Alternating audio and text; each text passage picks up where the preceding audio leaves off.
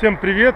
Продолжаем тему костров. И сегодня у нас небольшое видео о костре, который называется «Звездный». Уже показывал его в разных своих видеороликах, то есть он был мельком. Сегодня рассмотрим этот костер более подробно. Подготовил все. Небольшая площадка для костра, то есть дерн сместил в сторону, потом положу на место, чтобы не оставлять костровище. Подготовил вот такой вот костерок. Тут изначально костер пирамида. Решил сегодня так попробовать разжечь, чтобы было больше углей для старта. А потом уже сложу костер в виде звезды. Значит, снизу более толстые ветки. Дальше следующий слой перпендикулярно первому более тонкий. И третий слой чуть выше, еще более тонкие. Сверху положил бересту и сухие веточки. Немножечко стружки, поскольку боюсь, что ветки могут не разгореться. Что-то сыроватые мне попались веточки в этот раз. А времени искать другие не было. Значит, тут немножечко еще бересты на всякий случай, на потом. И дрова. То есть понятно, что рюкзак к дровам не относится, просто кинул его здесь. Дрова, которые буду сегодня сжигать, чтобы показать этот костер. Данный костер можно разжигать изначально от костра пионерский, который называется, знаете, пионерский стандартный костерок, когда вот так вот все укладывается и поджигать. Самый стандартный, самый известный костер. Потом, когда он немножечко прогорит, подкладывать дрова уже в виде звездного. Но сегодня, как сказал, сделаю исключение, попробую разжечь его с костра обратного, с костра пирамиды. Сегодня буду этот костер разжигать от бересты. Здесь много поваленных берез. Он уже, листик даже пригнил к этому всему делу. Не знаю, кто-то валит их специально, не специально, не знаю. В общем, бересты тут с излишком. Чтобы разжечь бересту от огнива, необходимо изначально ее разделить на несколько слоев. И верхний тоненький слой взять. То есть здесь, если посмотрим, она как бы многослойная такая штука.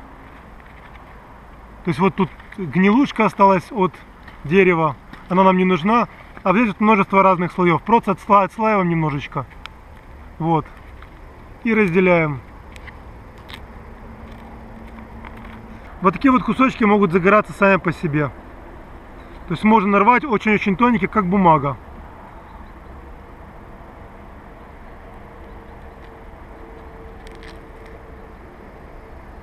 Вот аж закручивается здесь вот. Вот набираем таких вот, условно говоря, бумажек. Некоторое количество. Пытаемся их расслоить на более тонкие, а потом пускаем в них искру. Делаем тоненькие полосочки, чтобы у искры было больше возможности попасть на нужный кусочек и поджечь его. Вот немножечко заготовили. Конечно, чем больше, тем лучше. Все это дело комкаем, эти полосочки.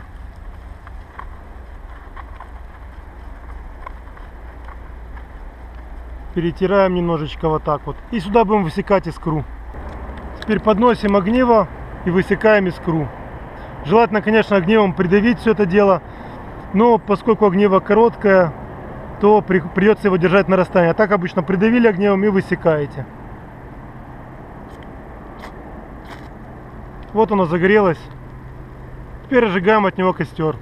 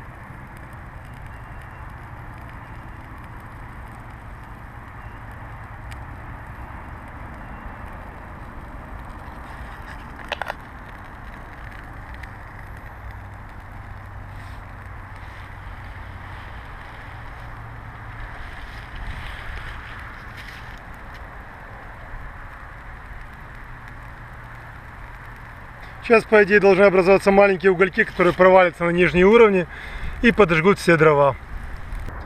Прошло примерно 5 минут времени, даже не понадобились вот эти вот веточки для растопки. Достаточно было самых-самых тонких. Вот они прогорели, угольки попадали вовнутрь, и теперь весь этот жар разжигает более толстые ветки. Буквально на минут 20 отошел. от костра возвращаюсь, а он уже прогорел. Поэтому пришлось поверх покидать немножечко новых дров в виде пионерского костра. И сейчас уже будем ставить наши дрова на костер звездный. Укладываем их вокруг костра в виде звезды.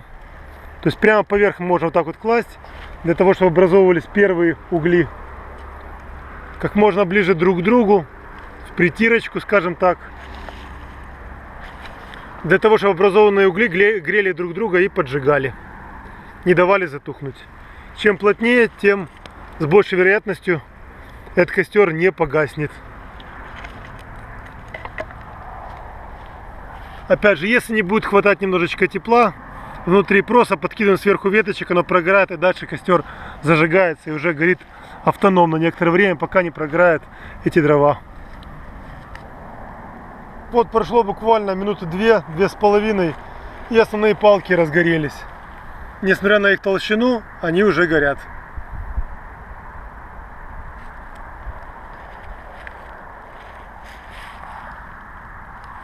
Все внизу, видим, прогорело под ними. Это уже горят непосредственно основные бревна.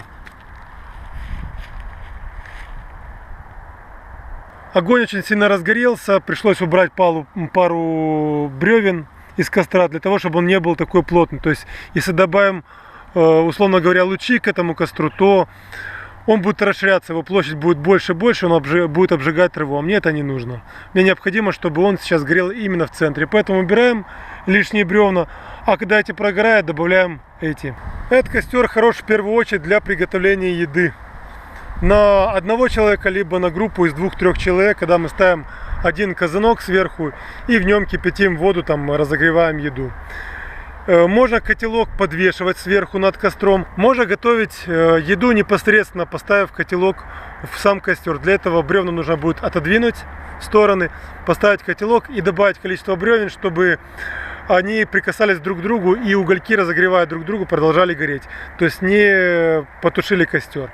Удобен он тем, что не требует постоянного ухода. То есть вот так вот поставили, он прогорел минут там 10. Потом бревнышки опять пододвинули, когда они немножечко прогорели. И он снова разгорелся и дальше горит. Очень экономичный костер. Мне очень нравится. Работает даже на сравнительно не толстых бревнышках. То есть даже на хворосте можно такой костер организовать. Он будет достаточно экономно расходовать ваше топливо. Освещать данным костром территорию не очень хорошо, поскольку огонь от него не очень высокий, соответственно света тоже немного. Некоторые предлагают возле такого костра греться, то есть ночью, когда спите, используя его в качестве ночного. Но я не знаю, мне кажется, идея не очень, поскольку, во-первых, вокруг него не расположишься рядышком. Ну, здесь бревна, здесь бревна, здесь бревна. То есть, как мне когда-то рассказывал один человек, говорит, просто ложатся все вокруг ногами к костру и вот лежите так вот ногами к костру. А потом необходимо подогреться, то есть раз бревнышко туда ногой сместили и дальше греетесь. Но мне кажется, эта идея немножечко бредовая, поскольку если я лежу ногами к костру, то греются у меня только пятки. Все остальное тело просто не греется. Необходимо лежать, ну, условно говоря, вот так вот по отношению к костру. Но в этом случае будут мешать вот эти вот бревнышки. Кроме того, они достаточно быстро прогорают. И из-за того, что костер горит в одной точке, он не только не очень хорош для ночлега, он не очень хорош даже для того, чтобы просто согреться. То есть костер будет гореть точечно, соответственно тепло будет поступать тоже из одной точки. Для обогрева лучше использовать более широкие костры, например, какую-нибудь надью, либо таежин, там где дрова лежат параллельно друг другу и горят по всей площади, соответственно давая много тепла. Этот костер позволяет регулировать интенсивность горения. Если мы хотим, чтобы костер горел чуть меньше, просто немножечко отодвигаем бревна одно от другого. Вот буквально прошла 1 минутка, костер горит еле-еле, жар идет от небольшого огонька плюс угли. Опять же, некоторое время можно вообще разогревать еду только на углях, полученных от этого костра. А при необходимости потом палки сдвинуть. Вот сейчас я специально их сдвину, и видите, насколько интенсивность костра сразу увеличится. Сдвигаем их внахлёст. И посмотрим через пару минут, как будет гореть этот костер. Вот прошла 1 минута, костер разгорелся сильнее. И то же самое происходит, если вы, например, раздвинули бревна там на часа 2 а потом их снова собрали вместе, чтобы костер разгорелся, а он вот таким вот образом разгорается. То есть никаких проблем. Вот специально разобрал костер, удалил дрова подальше друг от друга, то есть конкретно угли тлеющие, чтобы они не зажгли друг друга. Вот сейчас видим, нигде ничего уже не дымит почти, немножечко тлеет, вон та вот головешка. И теперь, если мне необходимо снова собрать костер, просто ставлю все дрова в центр. То есть вот мы модулируем ситуацию, если костер погас, пока мы уходили, полностью погас. На одном кадре сниму, покажу.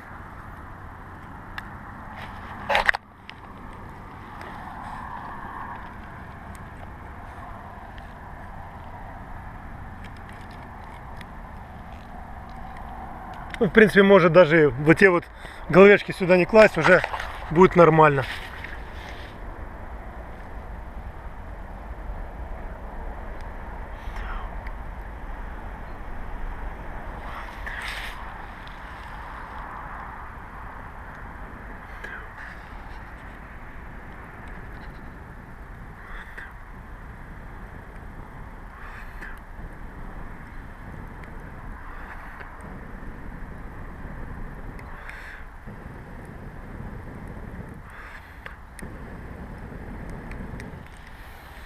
Видим, костер снова горит.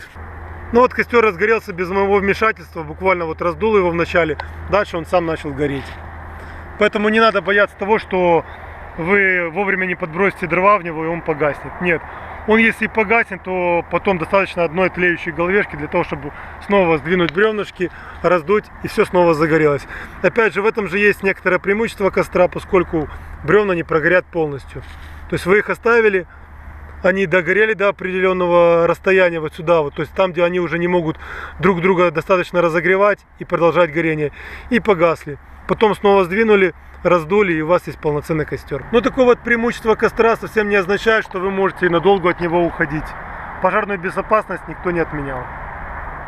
Ну, еще одно преимущество этого костра в том, что его легко потушить. То есть, когда необходимо сниматься с места стоянки, берем просто тлеющую головешку какую-нибудь, ну давайте, вот это вот, и просто опускаем ее в водоем. Если, конечно, рядом такое есть. Опустили, и может так и оставить на некоторое время. Еще раз коротко об этом костре. Называется он звездный. Это один из самых экономных видов костра, позволяет экономить топливо. Кроме того, для его организации нет необходимости иметь при себе пилу, либо топор. То есть костер организовывается вплоть до того, что из каких-нибудь сравнительно не толстых веток, из хвороста и тому подобное.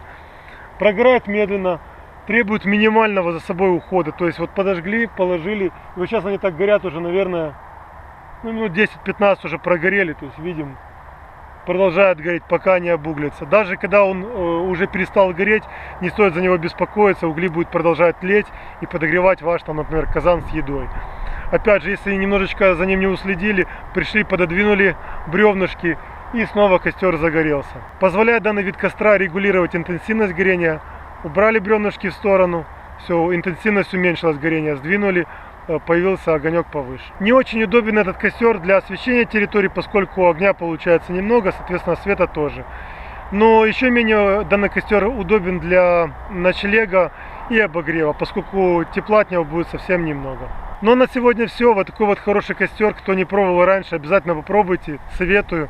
А я со всеми прощаюсь, до скорых встреч, пока-пока.